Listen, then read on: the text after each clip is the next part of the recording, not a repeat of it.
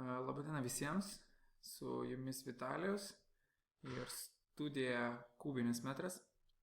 Ir šiandieną šiame trumpam webinare aš pabandysiu atskleisti ir plačiai papasakoti apie visus aspektus šiuo metu Lietuvoje labai populiarios temos apie namus, kurie yra iki 80 kvadratų ir apskritai tą pabandysiu atskleisti tų mažų namų temą. Ir šiandieną kalbėsim apie tokias temas, reiškia apskritai apie tas namus 80, kaip jie matyti atsirado, iš kur ta tendencija,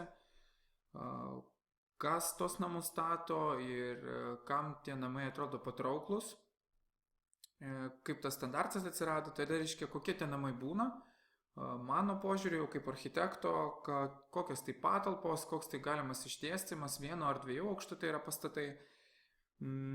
Tada trečiam punkte apžvelgsime paskutinius įstatymus, apžvelgsim paskutinės naujienas, iš ko tie namai susideda, kaip juos derinti, kokių dokumentų jums reikia parengti, kad gautumėt statybą leidžiantį dokumentą, kiek laiko tai trunka ir kokius specialistus vertėtų dėl to kreiptis.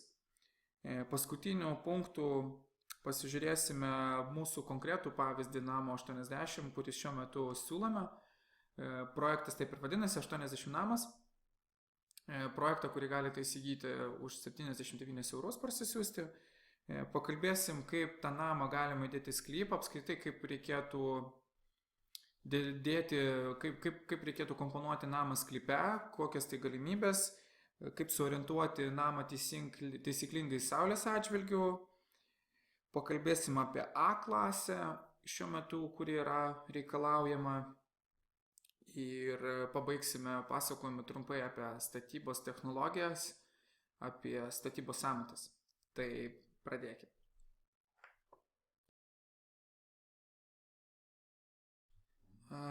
Taigi namai 80. Apie pačią tendenciją tikrai matyti ne vienas iš jūsų yra apsilankęs jau mūsų žurnale. Ir svetainė kubinismetras.lt žurnalas, galite pasižiūrėti, yra tikrai nemažai buvo parašyta straipsnių ir kalbėta apie mažo namo statybą Lietuvoje ir iš viso kaip tai atsirado. Tai aš pabandysiu prisiminti, kad maždaug prieš 2-3 metus atsirado visa tokia tendencija susikūrė apie tai, kad žmonės puolė statyti mažesnius namus, matyt susivokdami, kad namo statybos turi trukti trumpiau, turi kainuoti labai aiškę ir aišku, kuo mažesnė suma ir iš tikrųjų, nes visi jau matyt turėjo arba daug žmonių turėjo patirties pagyventi dideliuose namuose, kur šildymo sąnaudos yra didelės, priežiūra didelė, statybos kaina yra didelė ir vis tik peržvelgė savo tos reikalavimus, standartus gyvenimo, peržiūrėjo tas programas, kurias deda į namus ir žmonės iš tikrųjų pradėjo domėtis labai stipriai, pirkti projektus ir statytis tos mažus namus.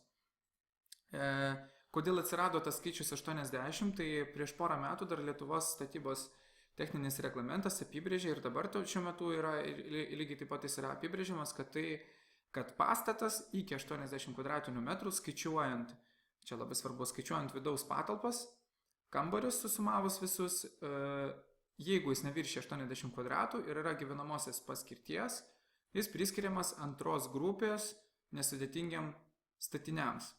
Toks yra apibrėžimas. Ir tokius pastatus rajono teritorijose, tai yra ne gyvenvietėse, buvo galima statyti be netgi statybą leidžiančio dokumento. Tai reiškia, nebuvo galima nesikreipti jokią savivaldybę, o tiesiog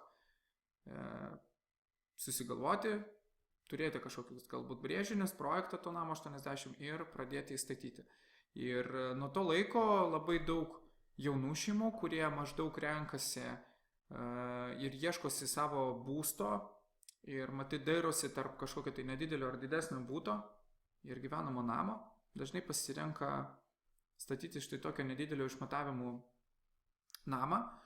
Ir tai buvo viena iš tikrai didelės grupės ir iki šiol yra, reiškia jaunos šeimos, kurios dar kol kas galbūt 3-4 tai tiesiog nariai, kurie vietoj to, kad turėtų panašios kvadratūros būtą, ypač didmiesčiuose, renkasi kraustytis į panašaus dydžio namą, kuris vis dar turi kažkokias tai, turi terasą ir turi pievą prieš langus, tai turi didesnį truputį erdvę. Ir toks yra šiek tiek labiau atskirtas, individualus labiau. Ir antra grupė iš tikrųjų žmonių, kurie labai sparčiai ir iki šiol renkasi tokį mažą būstą, tai yra šeimos, kurių vaikai jau yra užaugę, kurie pavargo nuo didelio namo galbūt, kuriame gyveno, galbūt jiems, kai lieka tik tai 2 nariai, vyras ir žmona, vaikai jau gyvena atskirai arba kažkur tai studijuoja, jau užaugo. Tai tokiai šeimai, ypač tie, kurie gyvena jau didesniam name, suprantama, kad išlaidos ir sąnaudos išlaikymui didelio namo yra iš tikrųjų labai didelės. Tos šeimos jau galbūt vyresnės norėtų pakeisti lokaciją, gyventi galbūt kažkur tai toliau už miesto, arba kažkokią tai sodybėlę nedidelę susikurti, irgi rinkdavosi namą ir renkasi namą 80.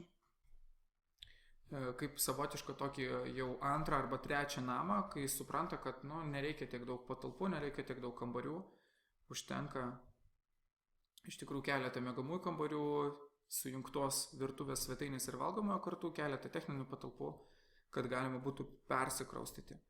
Tai atsiradus, reiškia, tokiems pasikeitus truputį tam suvokimui, manau, mes turim tokį visą reiškinį.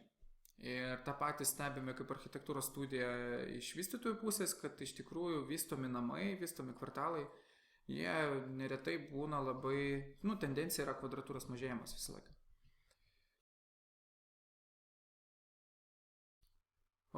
Pakalbėkime apie tai, kokius mes išskiriam galbūt tipus tų namų 80 ir kokie galimi variantai jų išplanavimo arba išdėstymo. Tai kiek pastebėjom ir kaip suvokiam patys, kaip architektūros studija, paprastai namas iki 80 kvadratų, mažas namas būna 1 aukšto.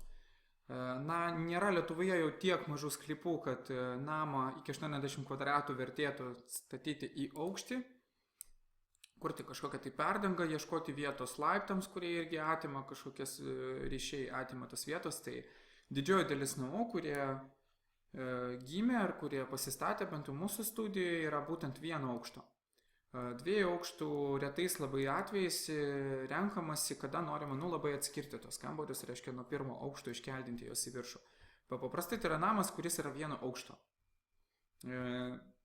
Jis turi 2 tokius pagrindinius galbūt bruožus, kad faktiškai tokie 2 tipai 1 aukšto tą namą atsirado, yra arba 2 miegamųjų ir virtuvės, svetainės valgomojo, arba šiek tiek sumažintas variantas, kurias irgi galima žvilgtelėti svetainiai, kada jie būna jau 3 miegamųjų. Galima žvilgtelėti, sekundę pasirasim. Štai čia labiau matosi. Štai čia yra variantas, kai reiškia, ką galima sutalpinti iš viso tą namą. Tai yra 3 miegamųjų variantas, kur virtuvė valgomasis svetainė yra kaip 1 kambarys. Šis variantas yra labiau suspaustas, jame dar be viso to galima sukomplektuoti tamburą, kažkokią įėjimo erdvę su spinta, techninę patalpą, kurioje ko gero talpintųsi šildymo prietaisas, skalbimo mašina, galbūt kažkokie buitiniai prietaisai namo ir sanitarinis mazgas, kur būtų kriauklė, dušas arba vonia ir klozetas. Šiek tiek didesnės erdvės kitas variantas būtų daryti 2 miegamuosius, šiek tiek didesnės galbūt techninės patalpas, didesnė vonia, didesnė kažkokia tai drabužinė arba techninė patalpa ir aišku didesnė svetainė virtuvė valgomai. Šiek tiek jau tokia panašesnė į namo erdves.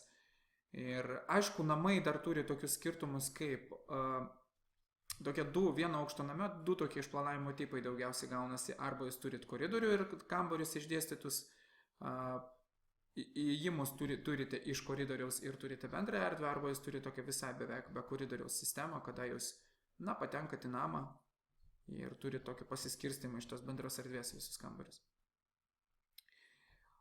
Kambariai iš tikrųjų telpa nepalyginus nedideli, aš galiu iš truputį atsidaryti štai taip vieną iš mūsų pavyzdžių, tai svetainė virtuvė valgomasis 33 kvadratai, po 12 pagrindinis miegamasis, po 10-11 kvadratų miegamieji kambariai, 4 ir 4 kvadratai su puse yra 3, pavyzdžiui, techninės patalpos.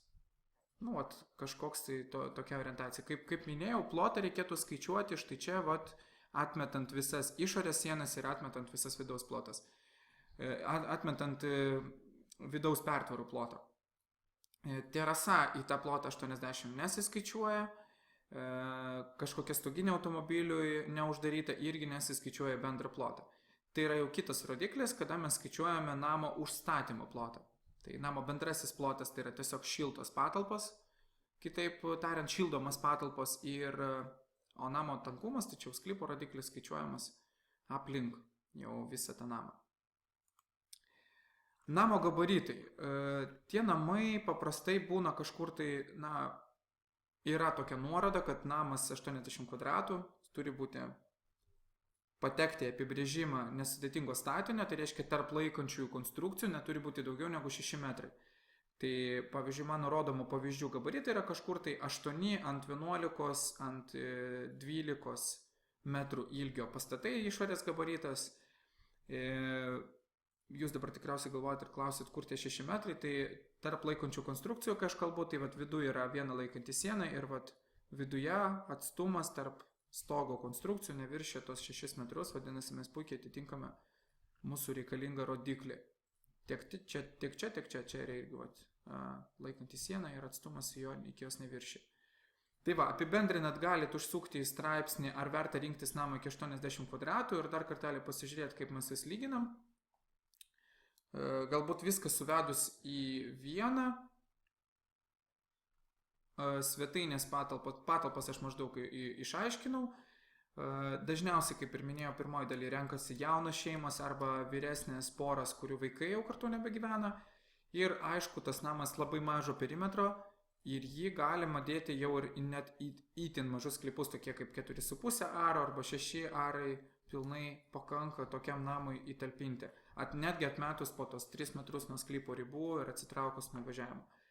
Be abejo, čia tikriausiai išgirsi tokį kaip rekomendaciją. Prie tokio namo, aišku, reikalinga būtų prilipdyti arba stoginę kažkokį automobilį, arba statyti atskirą nedidelį pastatą, kurioje būtų automobilio saugykla ir to pačiu būtų kažkokia tai techninė patalpa, kur jūs galėtumėt laikyti sodo inventorių, žoliapjovę, dviračius, panašiai, nes tokiam name dėja vietos, nelabai užtenka. Tai gali būti štai toks kažkoks galbūt sublokuotas 2 pastatų variantas, čia 2 atskiri pastatai skaitosi, vienas ir antras, gali būti štai toks pavyzdys, man rodomas tiesiog stoginės, arba tai gali būti iš viso 2 atskiri pastatai.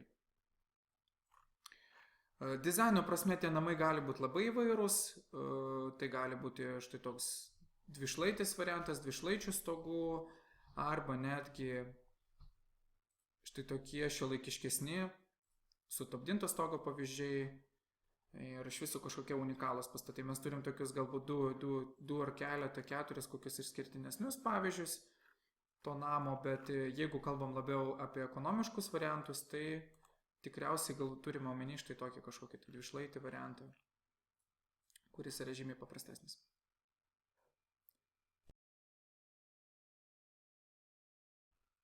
Trečioje daly pakalbėkim apie įstatymus truputį, apie statybos leidžiantį dokumentą arba statybos leidimą, kokiais atvejais jis reikalingas šiuo metu, kur galima pasižiūrėti tos atvejus, panagrinėti ir šiaip į kokius specialistus jums reikia kreiptis, kad jūs galėtumėte susitvarkyti visą vietą.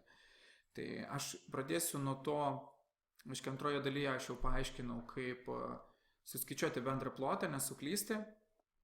Tai ir pradėkime nuo apibrėžimo. Šiaip visus įstatymus susijusius su namo statyba galime rasti aplinkos ministerijos puslapyje, tai am.lt.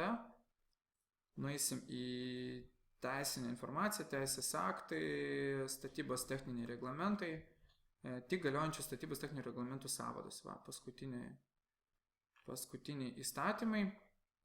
Ir štai čia naujas apjungtas įstatymas, kuris vadinasi statinių klasifikavimas, naujas STR'as pakankamai, ir jame, jeigu naudosime paiešką, nesudėtingi statiniai, yra naujas 3 priedas.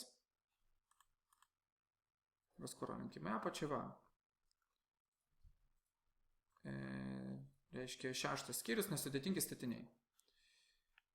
Ir čia yra berods viskas aprašyta. Va, nesudėtingi statiniai skaitomi į dvi grupės. Pirma, antra grupė. Ir jeigu praskrolintume iki lentelės, mes pamatytume, kad gyvenamosios paskirties namas, kuris būtų priskirtas nesudėtingiam statiniams, yra iki 80 kvadratų didžiausias plotas, antra grupė. Jų didžiausias aukštis gali būti 8,5 metrų, tai čia aišku pakankama ir statyti 2 aukštų ir ne. Lygiai taip pat aišku, namą jūs galite statyti kaip sodo namą, tada jis būtų priskiriamas pirmai grupiai, arba jūs galite statyti pagalbinio ūkio pastatą, kuris iki 50 kvadratų būtų ir patektų tada į pirmą grupę. Tai mes jau dabar žinom, kad jas skirstum. Jeigu tai yra gyvenamasis namas ir gyvenamoji paskirtis yra nurodoma projekte, tai vadovaujamės, kaip parašyta pastabose, vienbučiai ir dvibučiai gyvenamieji pastatai. Reiškia, visi reikalavimai, kurie taikomi ir šiek tiek didesniems namams, kurie yra ten 120-150 kvadratų, lygiai taip pat bus taikomi ir čia. Tai užtikrinsime ir visus gaisrinės saugos parametrus ir lygiai tiek pat triukšmo ir higienos normas turime atitikti, kaip nurodyta gyvenamajam pastatui. Toliau matyti svarbus dalykas būtų paaiškinti tą būtinybę išimti statybą leidžiantį dokumentą, aš truputį palyginsiu su to, kas buvo anksčiau. Tai iki 2017 metų įstatymai leisdavo statyti namą antros grupės gyvenamosios paskirties rajono teritorijose, tai yra gyvenvietėse, kur yra mažiau negu 2000 gyvenvietojų, jeigu ta teritorija buvo nesaugoma, namą 80 galima būdavo statyti be leidimo. Jūs pradedat tiesiog, pabaigėt statybas, apmatuojat jas, tai yra parengėt kadastrinę bylą ir priduodat, tiesiog registruojat. Šiuo momentu yra atsiradęs pakeitimas, jį mes rasime tuoj sekundę. Taip, gyvenamieji pastatai.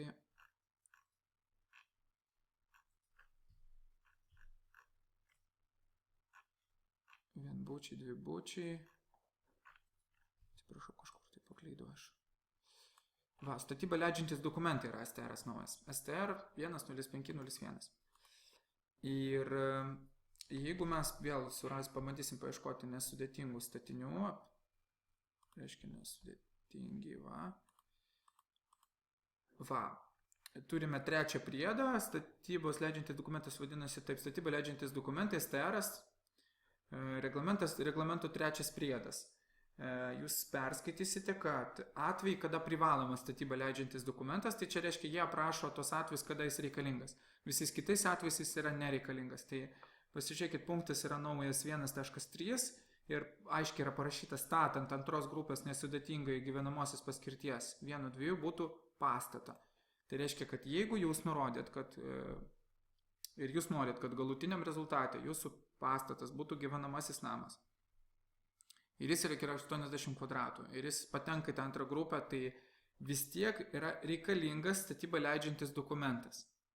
Vadinasi, jis yra privalomas. Ir čia aišku yra atvejai, kada tai yra saugoma teritorija, ar tai yra kultūros paveldo objekto teritorija statoma, tai visi šiais atvejais yra reikalinga kreiptis į teritorijos, reiškia, savivaldybę, tai rajono savivaldybė, jeigu tai yra rajonas arba miesto, ir paduoti prašymą gauti statybą leidžiančiam dokumentui. Atvejai, kada jis yra neprivalomas ir kaip tai galima kažkokiu tai būdu apeiti, tai mes čia matėm, kad tai galėtų būti sodo namas. Jeigu jūs savo pastatą apibrėžėt kaip sodo namą, tai yra atvejis, kada jis bus pirmos grupės statinys, jūs papuls į pirmos grupės statinį, bus priskirtas kitai grupiai ir tada, jeigu teritorija yra nesaugoma, mieste mes galime daryti jūs galite pradėti statybas be leidžiančio dokumento, jeigu jūsų žemė paskirtis atitinka. Arba tai yra negyvenamasis, jūs nurodėt, kad tai yra negyvenamasis namas, tada tik 50 kvadratų jums lieka. Arba kitos paskirties. Čia šiltnamį parašyta. Išsiaiškinom, kad statybos leidžiantis dokumentas reikia. Kaip tai veikia, kas atrodo, kas tas statybą leidžiantis dokumentas ir kaip jį išimti. Tai reiškia, kad vėlgi pagal tuos pačius sąrašus statybos techninio reglamento yra statinio projektavimas ir kiti STR, nurodantis, kokia turėtų būti projekto sudėtis. Tai jeigu aš ten dabar neatsidrinėsiu, trumpai tiesiog pakomentuosiu, kad yra nurodyta projekto sudėtis, kuri bus talpinama į sistemą, kuri vadinasi infostatyba. Per ją bus pildomas prašymas, svetainė vadinasi planuoja statyti, štai per šitą portalą architektas ar kitas specialistas gali patalpinti jūsų projektą, paduoti prašymą gauti leidžiančiam dokumentui, na ir sulaukti savivaldybės ten verdikto atsakymą. Projekto sudėtis turėtų būti tokia. Iš namo pusės turėtų būti visi brėžiniai, tai yra planai, fasadai, pjūviai, sklypo planai turėtų būti parinkti, reiškia, jūsų namas turi būti padėtas sklype, pririštas prie sklypo, laikantis visų normatyvinių įstatymų ir visų normatyvų laikantis. Jūs turi būti parašytas aiškinamasis raštas, bendroji dalis, architektūros dalis, sklypo plano ir viskas susekti į vieną bylą. Aišku, turi būti pridėtas projektuotojo atestatas, reiškia draudimas ir likę dokumentai, kurie ten dar priklauso smulkus. Ir viskas, taip yra užpildomas prašymas pateikiamas, ten reikia palaukti keletą dienų, kol jį užregistruos. Tada prašymas yra įregistruojamas, patvirtinamas ir po to prasideda siuntimas jau savivaldybės darbuotojams, kurie tikrins projektą. Ir iš ten po kažkiek tai darbo dienų, 15 ar 20 dabar ten keitėsi, bus išduotas arba neišduotas leidimas. Po to būna pakartotinas teikimas. Dažniausiai mes susiduriam su to, kad gali būti pakartotinas teikimas iš naujo ten, jeigu yra pastaba kokia nors. Išsiaiškinama, kad jis reikalingas. Ten dabar dažnai būna klausimai tokie smulkus, gal netokie svarbus, kaip ar reikia topo nuotraukos, ar reikia vienos ar kitos sudėties. Tai mano rekomendacija šiuo atveju, mūsų biuras bent jau tokios pozicijos laikosi, kad aišku, geriausia parengti viską ir tvarkingos sudėties. Tai reiškia užsakyti ir topo nuotrauką, kad galima namą būtų tiksliai pririšti sklype, nustatyti aukščius, parengti vertikalinį planą, užsakyti grunto tyrimus, kad būtų galima nustatyti kokią gilio pamatai, kokia yra grunto sudėtis po namu, kad būtų aiškus pamatų gilis ir struktūra kažkokia to pastato.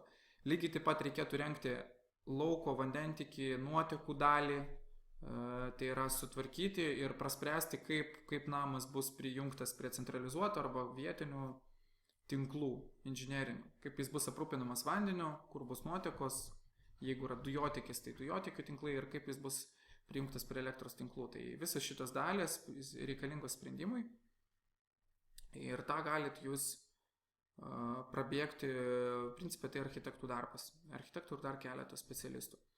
Mūsų straipsnis yra specialus, aš čia truputį panaršysiu, atskleisiu. Taip, jūs galite rasti straipsnį darbas su architektais. Na ir Saulė, mūsų architektai nepakankamai detaliai, smulkiai aprašė tiesiog, kaip vyksta darbas su architektais, ką iš jų sužinosit, ką iš jų gausit, kokias tai dalis, per kiek kiekviena ten dalis maždaug yra parengiama ir kaip atrodo tolimesni etapai. Tai viskas pakankamai išsamei yra paaiškinta. Vat.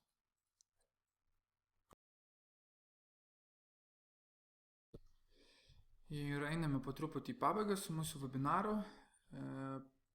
Apžvelgsime, iš ko susideda konkrečiai mūsų siūloma nauja ta paslauga 80 namas.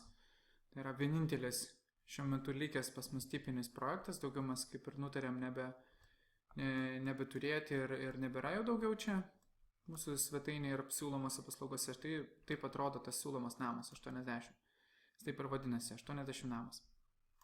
Svetainė galite surasti, kur jūs lankėtės jau pas mus, kuri taip ir vadinasi kubinismetras.lt paslaugos 80 namas. Čia apie jį ir kalbėsim. Tai pasižiūrėkim, kas tai yra. Tai yra štai toks vieno aukšto, labai paprastos formos, dvišlaitis namas. Pasižiūrėkim, iš kokių patalpų jis susideda. Štai taip. Turime įėjimą po stogeliu nedidelio, tamburą.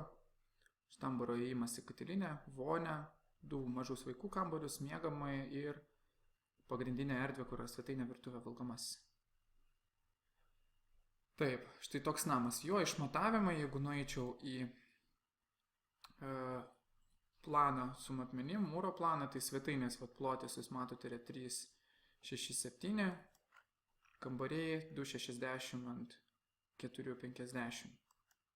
Bendras namo gabaritas yra, įskaitant atsikišusią dalį terasai, pasimatuosim. Kartelė yra 9 metrai. Plotis namo ir ilgį mes turime 14 metrų bendrą ilgį. Štai taip, jis turi terasą, pagrindinės, kaip matote, pagrindinė vitrina, pagrindiniai langai būtent orientuoti į pietinę pusę, taip kaip parodyta. Jis išplanuotas maksimaliai jau čia racionaliai, kaip matot, faktiškai neturim jokių užėjimų, kažkokių užkaburių ir koridorių, turim tik įėjimo tamburą ir čia tokį nedidelį koridoriukų, kuris atskiria tas duris, kad iš svetainės nesimatytų daug durų ir daug išėjimo į visas pusės. Savo architektūra jis kažko labai neišsiskiria, išskyrus štai tą nedidelį stogą, kuris šiek tiek pridengia tą pietinę terasą ir pridengia terasinės lentas, kuris šiek tiek apsaugos nuo perkaitinimo vasarą, kai saulė labai šviečia didelių kampų į vitriną, o žiemą leis saulei patekti pro vitrinas ir taip truputį pašildyti jūsų tą pastatą. Pasižiūrėkim, kaip šiaip vertėtų orientuoti šitokį pastatą sklype. Šiuo metu, kaip matot, aš turiu kažkokį tai atvažiavimą į sklypą iš vakarinės pusės ir kažkur tai čia automobilius galite palikti, štai čia yra įėjimas į namą. Tai pagrindinė vitrina suorientuota į pietryčius pietvakarius, beveik statmenai tiesiai tai yra atsukta į pietus ir šiauriniai pusė mes praktiškai neturim langų, tik vieną langą į pagalbinės patalpas. Ir daugiau kaip ir mes nieko čia neturim su juo. Aš pasižiūrėsiu, kaip veikia saulė šiuo atveju, kaip būtų teisingiausia tą sklypą, tą namą pastatą padėti sklype. Aš pasirinksiu lygiadienį pas save programą, tai yra kovo 20 dieną, atsiprašau. Va. Ir kaip matot, čia nuo pat ryto, čia mes turime jau 9 ryto, vat, kaip matot, šešėlis krenta į priešingą pusę, visas mūsų frontas pastato yra apšviestas, reiškia, jūs turėsit maksimaliai visą dieną saulutę, kurie ir pašildo pastatą, ir, reiškia, aprūpina natūralia šiluma. Štai taip jau vakarėjantis vaizdas ir jau 5 valandą, pavyzdžiui, esant tokia orientacija, mes jau faktiškai saulės, jinai tiesiog nepatenka, jinai tik tai į virtuvės, pro virtuvės langą patenka pas mus. Bet jeigu mes turėtume vasarą, pavyzdžiui, Liepos mėnesį, aš pakeičiu, kaip jūs matot, saulė pateka ir nusileidžia žymiai anksčiau ar žymiai vėliau nusileidžia ir kampos saulės krypties, reiškia saulės trajektorija jau yra visiškai kitokia. Ir jeigu mes pasižiūrėtume vidurdienį, pavyzdžiui, 12 arba ten 12:30, kaip jūs matot, šešėlis praktiškai siekia apatinę mūsų vitrinos dalį. Tai reiškia, jūs tiesioginės saulės jūs praktiškai negaunat, nes stogelis praktiškai visiškai apsaugo jūs nuo perkaitinimo. Ir toliau irgi, kaip matot, 2:30, 3 dienos, kaip jūs matot, vitrinos, nors terasa lieka saulė, vitrinos visiškai apsisaugo nuo saulės. Čia jau 4 valanda, čia iš ryto tikriausiai truputį gauna, dar 10 ryte jūs dar gaunat. Jau 11 praktiškai jau saulė, tiesioginė saulės spinduliai jau nebepatenka į namą ir tokiu būdu šiek tiek apsaugo. Jeigu mes paimtume žiemą, pavyzdžiui, sausio mėnesį, kaip jūs matot, saulės mes turime sausio mėnesį iš viso labai mažai, tik tai tokia nedidelė atkarpa, tai netgi saulė pakilus vidurdienį, kaip jūs matot, jinai visiškai puikiai apšviečia visą frontą ir tiesioginių spindulių pakankamai daug pateks į jūsų namą, net pro langą čia net galima bus pasižiūrėti. Išhaidinkime. Štai taip matot, maksimaliai saulės mes praleidžiame į namą. Į tai labai svarbu atkreipti dėmesį, nes čia iš tikrųjų yra idealiai pati patraukliausia tiek apšvietimo prasme, tiek energetinių požiūrių suorientavimas toks namo yra. Jūs truputį plačiau galite vėlgi pasidaryti mūsų svetainę ir susirasti straipsnį greitas sklypo vertinimas vieta ir orientacija, kur mes iš tikrųjų manom, kad štai tokia situacija yra pati patraukliausia, kur jūs turit privažiavimą šiauriniai pusiai, įvažiuojat, pasistatot namą, atsiskiriat nuo kelio, turit ūkinį visiškai tokį kiemą priekį ir turit visiškai saulėtą sklypą, štai čia tai parodyta. Turit maksimaliai gerą energetinį efektyvumą ir privatų kiemą. Dabar kas atsitiktų, jeigu aš pasukčiau namą, pasukčiau šiaurę, kaip jūs jau suprantat,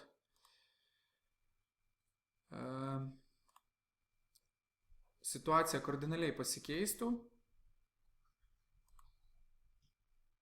ir mes visiškai turėtume sugadintą orientaciją. Sekundę, aš pabandysiu persisukti parodymą. Taip, aš noriu apsukti tiesiog 180 laipsnių viską. Štai taip. Grįžkim šiek tiek į 3D.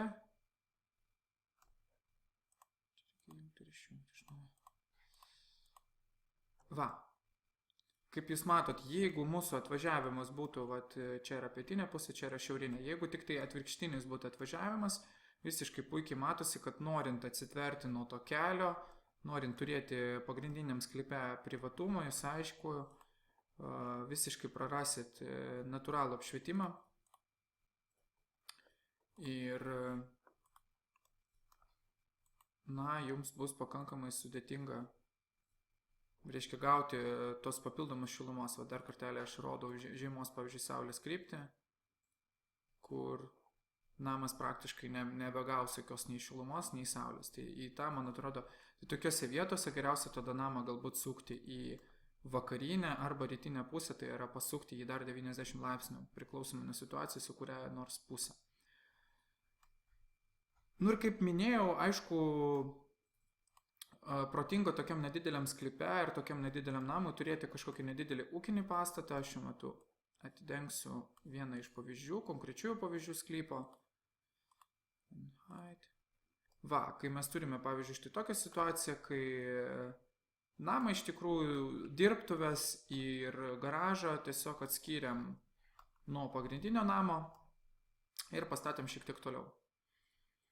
Tai galėjo būti ir stoginė, ir kažkokia tai pastogė tiesiog automobiliams, irgi kuri turi kažkokią tai sandėliavimo patalpas, kaip šiuo atveju, keliams automobiliams.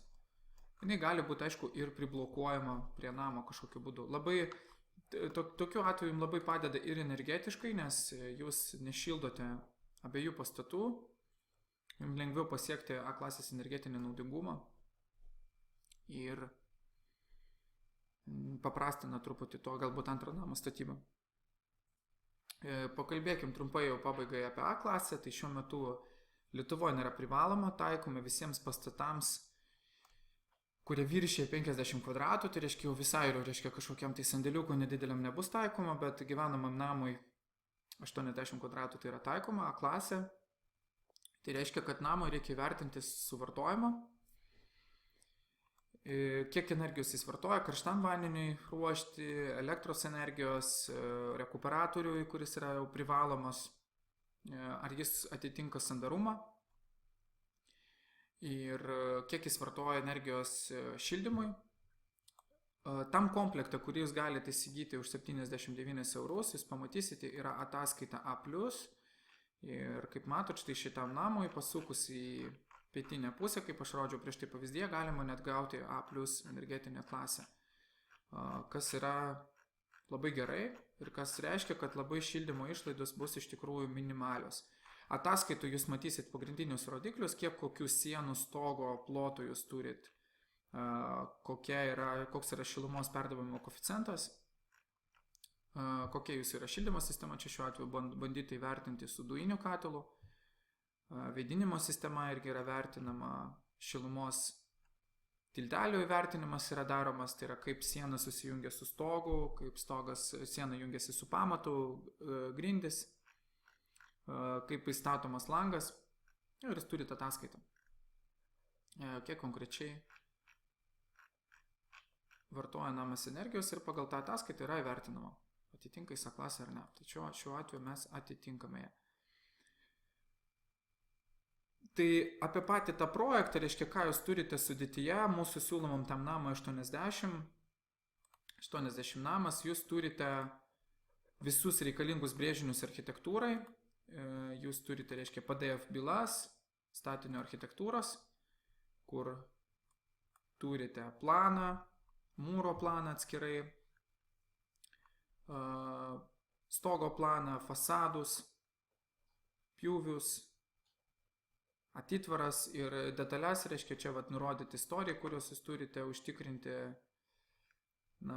norint pasiekti A klasės energetinį efektyvumą. Jūs turite langų specifikaciją, pagal kurią galite vertinti, kiek kainuos langai visi. Ir jūs turite medžiagų specifikaciją, reiškia, kiek kokių fasado apdailos medžiagų jūs turite naudoti. Jūs turite konstrukcinę dalį gaunate, kur štai tas pats namas pavaizduojamas konstrukcinio pavidalu, jis yra padarytas iš mūro. Pamatų rostverko planas egzistuoja. Čia turėčiau pasakyti, kad pamatai turėtų būti patikslinami pagal geologinę situaciją, pagal geologinę ataskaitą jūsų sklypui, tai tos altitudės jas galėtų keistis, priklausomai nuo to, kokio gylio pamatus rekomenduotų daryti konstruktorius. Stogo planas. Pjūvis stogas yra paprastas medinis. Viena laikanti sienas, sujungimai ir, aišku, tie patys mazgai kartojasi. Cokolio mazgas, pertvaros ir grindų. Štai čia jūs viską turite. Ir, aišku, medžiagų ataskaita, pagal kurią nesunkiai viską įgyvendinsite. Mes taip pat pridėjom prie pačio projekto aiškinamąjį raštą, tai yra aiškinamąjį rašto šabloną, kuriame yra aprašytas šitas namas, tai yra supaprastinta techninio projekto sudėtis. Mes pridėjom DVG brėžinius, tai yra tie brėžiniai, kuriais galite pakoreguoti šiek tiek tą namą. Tai reiškia pasikreipti į mus ir mes galim truputį pakeisti išplanavimus, galbūt perplanuoti truputį kambarius, pakeisti išdėstymą, galbūt įėjimą kažkur tai kitoje vietoje padaryti. Ir lygiai taip pat mes leidžiam įsigijus šitą projektą kreiptis į bet kokią kitą architektūrinę studiją arba architektą, kad galėtų šitą projektą jums suderinti, pririšti prie jūsų sklypo arba įvykdyti kažkokius nedidelis pakeitimus. Tai reiškia, jūs turi DVG brėžinius, kur tiesiog įsirašytų jūsų vardas pavardė, namo brėžinius galima paimti ir įstatyti kažkokį tai jums priklausantį sklypą, pagal tai pakoreguoti ten privažiavimus ir kažkokius kitus dalykus. Tai reiškia, visa išeitinė medžiaga yra paruošta. Jūs turite A ataskaitą, kurią aš minėjau, rodžiau, kur galima įsigilinti ir pasižiūrėti, koks yra namo energijos suvartojimas ir kaip viskas atrodo. Ir jūs turite dažniausiai užduodamus klausimus. Ten, kur konkrečiai jau yra aprašyta, kokiais atvejais galima daryti, kas galima, ko negalima. Mes turime dar preliminarią sąmatą. Tai baigiant apie visą šitą projektą ar produktą, paskutinis matyt atvejis yra sąmata objektinė, kuri maždaug įvertina, kiek turėtų kainuoti šitokio namo statybos, be inžinieringo, be vidaus, reiškia, inžinerinių sistemų, tai be šildymo ir rekuperatoriaus prietaiso ir be sklypo sutvarkymo. Tai namo sąmata bendra yra kažkur tai 48,5 tūkstančio eurų, įskaitant darbo užmokestį, priskaitimus, išlaidas statybvietės ir kažkokias tai nenumatytas išlaidas, reiškia, buvo įvertintos. Apytiksliai grįžtiniai pamatai rostverkas kainuoja 6,5 tūkstančio eurų tokiam namui. Namo konstruktyvas ir stogas, kaip aš suprantu, 12,5 tūkstančio eurų, langai apie 5 tūkstančiai eurų, fasadas su apšiltinimu 6, 7, beveik 10 tūkstančių eurų. Ir jūs gaunat bendrą.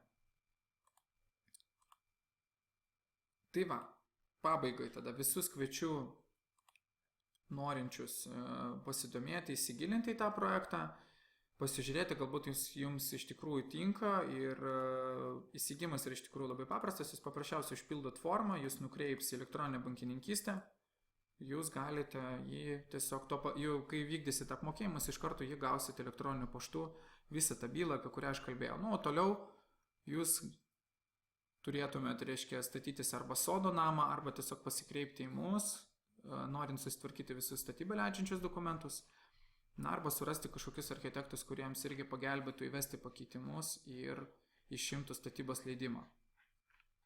Mes įvertinom apytikslę sąmatą leidimui gauti, tai su visais reikalingom topo nuotraukom, inžineriniais tinklais lauko, architektų kaina, topografija ir geologiniais tyrimais, tai turėtų kainuoti apie 1800 eurų. Projektavimo darbai, reiškia, išimti statybos leidžiantį dokumentą. Tai aišku gali priklausyti nuo to, kokius jūs iš tų dalių jau turite galbūt, arba jums nėra jos visiškai reikalingos, ir aišku nuo situacijos, ten sudėtingesnis kažkoks dokumentų rengimas, galbūt pas jūs saugoma teritorija ir panašiai. Tiesiog reikia pasikreipti ir parašyti mums.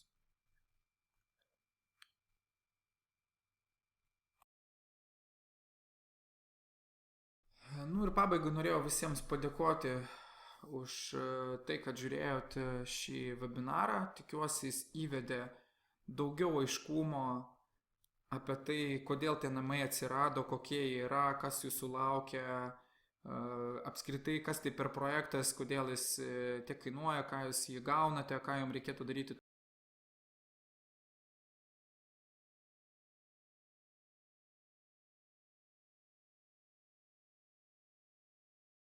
Toliau buvo toks tikslas, aiškiai, visą tai atsakyti. Medžiagos iš tikrųjų yra nemažai ir tuo pačiu kviečiu pasižiūrėti ir atsisiųsti pavyzdžius PDF formatu. Tai yra šio projekto pavyzdžius, tiesiog keletą išimtų brėžinių, kur jūs galėtumėte įvertinti, peržiūrėti visą medžiagos sudėtį. Ir PDF formatu taip pat atsisiųsti tą sąmatą ir galbūt įsigilinti truputį į sąmatos skaičius, pasižiūrėti, kas ir kiek ten įvertinta, kiek tai kainuoja. Kad jums būtų aiškiau iš viso, ar jums verta gilintis ir toliau žiūrėti šio namo statybas. Ir ačiū, kad žiūrėjote dar kartą. Iki kito karto, iki pasimatymo.